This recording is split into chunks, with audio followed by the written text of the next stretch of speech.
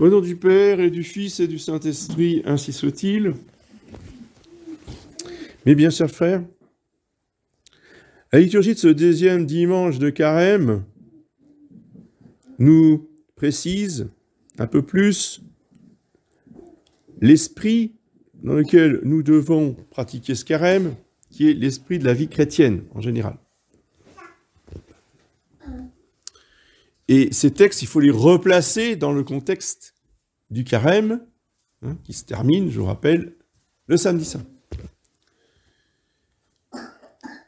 Donc déjà, dans son épître, donc saint Paul nous rappelle que nous devons vivre selon la pureté, pour la sainteté, pour la volonté de Dieu, et ne pas nous laisser aller à la fornication, ni à la débauche, ni à toutes ces choses-là. C'est la voie que notre Seigneur nous a montrée. C'est la voie qui nous sépare du monde. Le catholique ne vit pas comme les autres.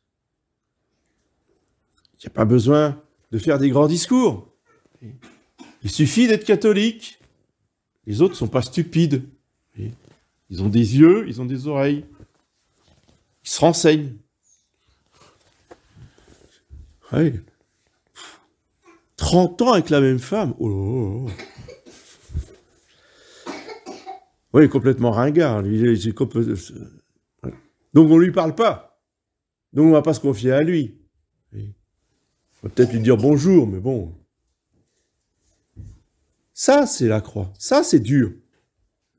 C'est pas le martyr glorieux. On va pas se faire manger par les lions. Non. C'est juste que lui, elle, là. D'ailleurs, je peux vous recommander à vos prières une demoiselle d'un certain âge, je dirais pas où elle travaille, dans une administration, on va dire, de l'État. C'est pas simplement qu'on lui dit pas bonjour, c'est qu'on l'a mise dans un bureau toute seule. Tous les autres sont en open space, là, voilà, enfin les bureaux ouverts. Elle est toute seule enfermée. Mais on ne se contente pas de ça, c'est que le supérieur hiérarchique la persécute, la dénonce. Et du coup, elle passe en espèce de conseil de discipline, vous voyez, parce que elle fait pas comme tout le monde, elle n'est pas habillée comme tout le monde, elle fait pas comme les autres. Ça, c'est la vie du chrétien qui est en but, vous voyez, à l'hostilité du monde. Parce que la vie du chrétien est un reproche pour tous ceux qui vivent dans la débauche, et de plus en plus. Et plus on vit dans la débauche, et moins on supporte d'avoir quelqu'un qui mène une vie pure.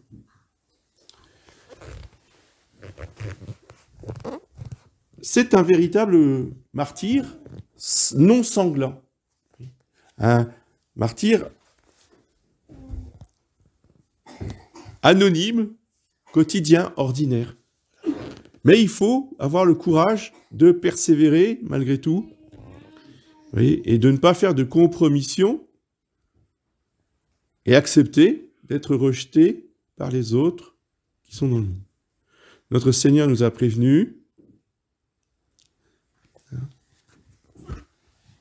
Si le monde m'avait aimé, eh bien le monde vous aimerait aussi. Or le monde m'a haï, donc il vous haïra aussi. Le disciple n'est pas plus haut que le maître.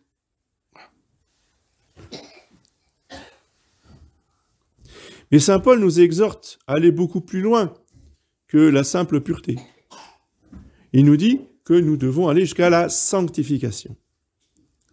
Et cette sanctification passe par l'acceptation des conditions de vie. Des conditions de vie. Ça va beaucoup plus loin qu'une simple vertu. Et quelle est cette condition de vie?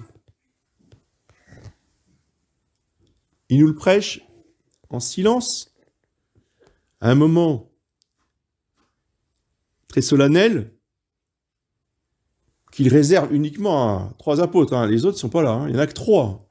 C'est les 3 préférés. Notez-les, ce sont ceux qui seront présents au jardin des Oliviers. Les mêmes. Les mêmes qui ont vu Jésus transfiguré verront Jésus dans sa sueur de sang. C'est les privilégiés, ceux que Jésus aimait. À cela, que montre-t-il? D'abord, il montre la Sainte Trinité. Il est là, lumineux. Il y a le Père dans les cieux qui parle. Celui-ci est mon Fils bien-aimé, en qui j'ai mis mes complaisances. D'accord. Et le Saint-Esprit, il est où, alors?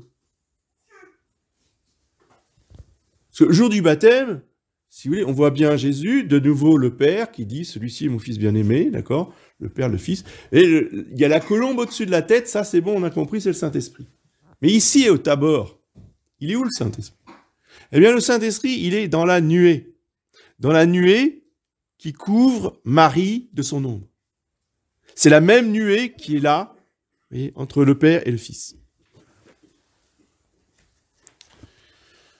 Prenez la messe du Saint-Esprit, la messe de la Pentecôte, et vous lisez la post-communion.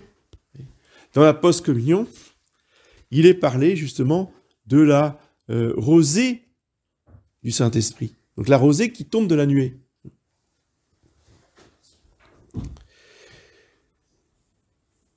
La Sainte Trinité montre quoi? Montre qui? Moïse et Élie. Patriarche et prophète. Le plus grand des patriarches, le plus grand des prophètes. Comme par hasard, les deux sont des hommes du désert. Moïse, 40 ans. C'est le champion du monde. Le prophète Élie, une bonne partie de sa vie aussi, dans le désert du Carmel, mais pas que, parce qu'il a même été...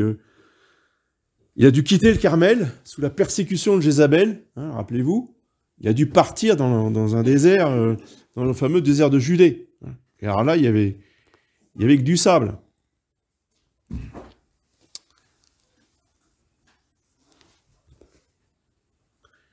Donc, les conditions de vie, le désert.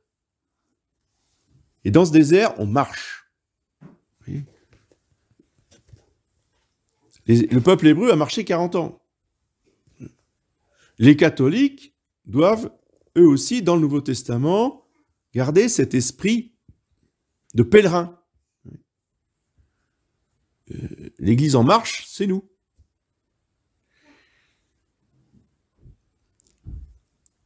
Ça veut dire que nous sommes étrangers de passage. Nous ne sommes pas étrangers résidents. Enfin, de temps en temps, on peut être résident. Mais ce n'est pas du tout pour se détendre et passer du bon temps. Les quelques années où le peuple hébreu a été résident, c'est quand ils ont été en Égypte, parce qu'il n'y avait plus rien à manger. Donc ils étaient en Égypte, parce qu'il y avait le petit frère qui était vice-roi. Alors c'était pratique, hein, grâce au petit frère qui avait été prudent, Joseph, qui avait mis dans les greniers tout le blé, hein, 7 années de bonne récolte. Puis une fois qu'ils étaient là-bas, ben, ils étaient bien, et puis ils ne sont pas repartis, ils sont restés. Et ils étaient bien traités, grâce à Joseph. Et puis les pharaons suivants, Joseph il est mort, les pharaons suivants, ils avaient gardé le bon souvenir de Joseph. Donc ils aimaient bien les Hébreux. Enfin, ça n'a pas duré. Parce qu'au bout d'un moment, les Hébreux, ben, sont devenus de plus en plus nombreux. Alors, des étrangers sur votre sol qui deviennent très nombreux, toute situation n'ayant rien à voir, des étrangers qui deviennent de plus en plus nombreux, ça devient embêtant. Oui. Donc il faut s'en protéger. Et alors, de ce temps-là, on ne faisait pas dans la dentelle, oui, on les réduisait en esclavage. Comme ça, ils étaient tranquilles, hein. Ils étaient exclus de la vie de la cité, hein. Ils ne pouvaient pas participer à la politique, ils ne pouvaient pas participer aux choses publiques, et ils faisaient tous les travaux qu'on ne voulait pas faire. Ça, c'était les Hébreux. Et quand Dieu a voulu les délivrer, bah, c'était pour aller crapahuter pendant 40 ans sous le soleil. Vous voyez ? C'est ça, la vie chrétienne. Il y en a qui ont choisi la Côte d'Azur. Les palmiers, les plages dorées. Ça s'appelait Sodome. Ça a très mal terminé. Et c'est Lot qui a choisi Sodome. Abraham, lui, parce qu'il a laissé le choix. Et Lot, il est tombé dans le panneau. Il a vu la Côte d'Azur, il a dit, ah, tu me laisses choisir, j'y vais direct. Et donc, Abraham a dit, bon, ben moi, je vais dans le désert de Pierre. C'est toujours comme ça. Si on veut le bon Dieu, il faut choisir le désert de Pierre. Si on veut le démon, il faut aller sur la Côte d'Azur. Avis aux amateurs. C'est l'esprit du carême, ça. Mais le pèlerin, il se promène pas. Il n'est pas là avec son appareil photo pour prendre des photos de plein de choses, des monuments, puis dire « Oh, on va aller visiter ça, et on va aller visiter ça. » Non. Le pèlerin, il n'a pas le temps. Le pèlerin, il a un but. Le pèlerin, il traverse le désert, hein, il n'y a pas des choses à visiter. Le pèlerin, c'est celui qui veut aller au plus vite atteindre son but. La terre promise, où il y aura Jérusalem, où il y aura le temple. Et nous, notre Jérusalem à nous, dit saint Paul, c'est la Jérusalem d'en haut, c'est la Jérusalem céleste. Notre patrie, c'est le ciel, et le ciel, c'est la Jérusalem céleste. Donc nous sommes de passage. Nous sommes exclus. Il faut l'accepter. Il faut plus qu'en prendre son parti. Il ne faut pas en prendre son parti. Oui. En disant, ah, quand est-ce qu'on retournera dans les églises? Ah, on va tellement... Non, ça, c'est bon. Ça fait 60 ans qu'on est dans le désert. C'est bon. Je n'ai pas compris. Il faut se sanctifier dans le désert. Ça ne veut pas dire qu'on ne retournera pas dans les églises. On sera peut-être mort depuis longtemps quand les catholiques reviendront dans leurs églises. Peu importe. Nous devons cheminer dans la solitude, dans l'exclusion, dans le rejet, dans « ils sont pas comme nous ». Et pourquoi les femmes ici, elles portent des voiles sur la tête? Ça, on me l'a dit. Hein. Bon, ben voilà, on explique. Ah bon? Ah oui, mais dans les autres chapelles, c'est pas comme ça. Oui, je sais. Dans les autres chapelles, je m'entends. Les églises, etc. Oui, eh bien, voilà. On n'est pas comme les autres. Et il faut l'accepter et aimer. Oui. Marcher sur cette voie qui est la voie du salut. Il y a deux voies, il y a deux chemins pour faire notre pèlerinage. Il y a la voie large, il y a l'autoroute, il y a la 4 voies, highway to hell, hein, autoroute vers l'enfer. Et puis Jésus nous dit, il y a la voie étroite. En plus, elle monte. En plus, il y a plein de cailloux. En plus, il y a des ronces dessus. Enfin, il y a des genêts, il y a tout un tas de choses. Enfin, ce n'est pas les genêts, c'est les ajoncs. Hein, qui pique. Voilà. Et nous, il faut monter, et en haut, il y a le cadeau, la croix. Sympathique. Mais après la croix, il y a le ciel. Voilà. Ça, c'est notre chemin à nous. Donc, nous connaissons le programme, nous avons le choix, soit l'un, soit l'autre. Et le chemin qui monte, le chemin rocailleux, plein d'ajoncs et de ronces, où il y a la croix, eh bien, c'est une personne, c'est quelqu'un. Oui. Il faut s'unir au chemin. Il faut être le chemin. Parce que le chemin, c'est qui? C'est Jésus-Christ.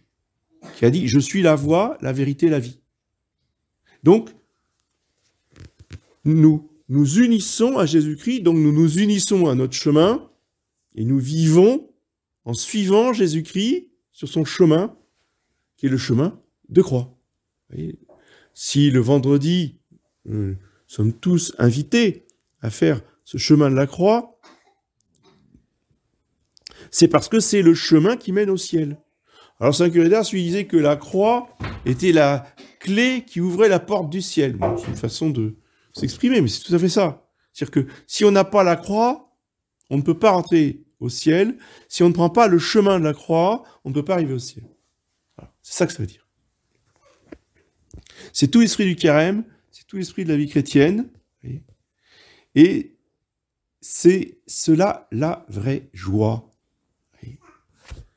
N'oublions jamais que le carême est là pour nous apporter la vraie joie. Il y a donc le 4e dimanche de carême, qui est le dimanche de l'étaré, le dimanche en rose, où nous allons exulter du fait que nous sommes dans la vérité, dans la voie du salut, et que le ciel nous est promis. Voilà.